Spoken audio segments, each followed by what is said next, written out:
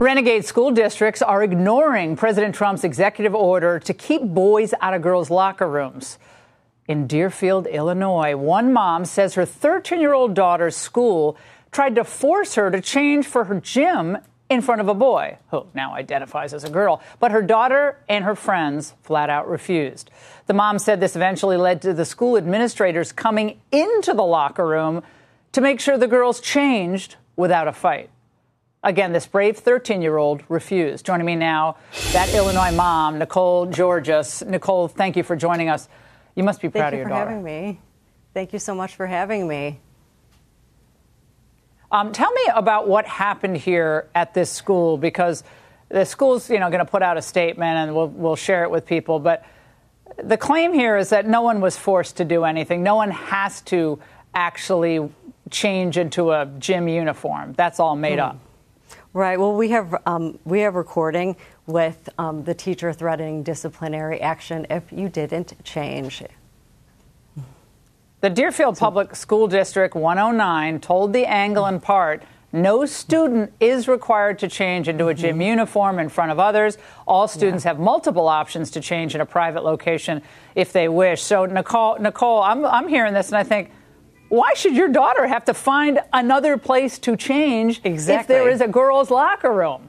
Exactly. There is a girls' locker room, and this child also has a gender-neutral option that child chose not to change in. And we also have audio recording of that teacher forcing them to change and threatening them with disciplinary action. We have audio recording of that. So that is, we have that. Now, when you brought this up at the school board meeting, yes, how did that go down? Well, I was attacked by an angry mob of woke, basically vigilantes that were bussed in from different communities. Most of these people didn't reside here. They did not have any children that even lived or went to school in the district. There was very few people that actually spoke whose kids actually went to the district. So I'm not sure how they could ever be dictating what goes on in my child's school. It was I was the only one that actually showed any poise and grace. I got attacked most of the time. It was pretty alarming. Nicole, what's your daughter's state of mind right now? She's fine. You know what? She wants to continue to fight. She was raised by me, and she's so proud to have a wonderful president that has taught her to continue to keep on this fight. We're proud, and we're going to continue on. And we know that this is not right. We know that federal funding should be stripped until they abide by President Trump's executive order. All right, Nicole, money talks, and this should get resolved. This should get resolved. It needs to be. See. Stay in touch with us, please, about this, Nicole. Thank you. Now to Fairfax County, Virginia, another liberal enclave. It's hard to get them confused sometimes, where one high school allegedly has a new twist on the alphabet. According to the mom of a sophomore, West Springfield High School has a Women's History Month display called The ABCs to Me, where A no longer stands for apple. Now A is for abortion. H is for hope, with a photo of Kamala Harris. Q is for not quick or quiet. It's for queer. And of course, no woke alphabet is complete without a T for trans woman. Joining me now is a mother exposing it all, Stephanie Lundquist-Arora.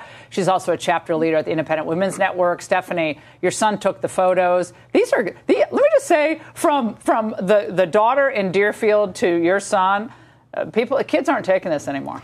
You just have to be so proud of these kids. I mean, really, they're leading the battlefront on this, I think. You know, Laura, I just found out a mom called me, and she told me that her son had actually ripped down the A's for abortion sign. He was upset, and he was brought into the principal's office, and they counseled him, and they said, well, you had such a visceral reaction to this. And I think that's just absurd. I mean, how could you not have an emotive reaction to this? Even adults do. And so I'm really proud of the students who are stepping up and saying, this isn't right, this isn't the kind of school we want to be in, this is indoctrination, it's not education. And there's a lot of them. Fairfax County is one of the most left-wing counties in the country, bedroom community of Washington, D.C., a lot of government bureaucrats. Sadly, they're going to be out of work soon.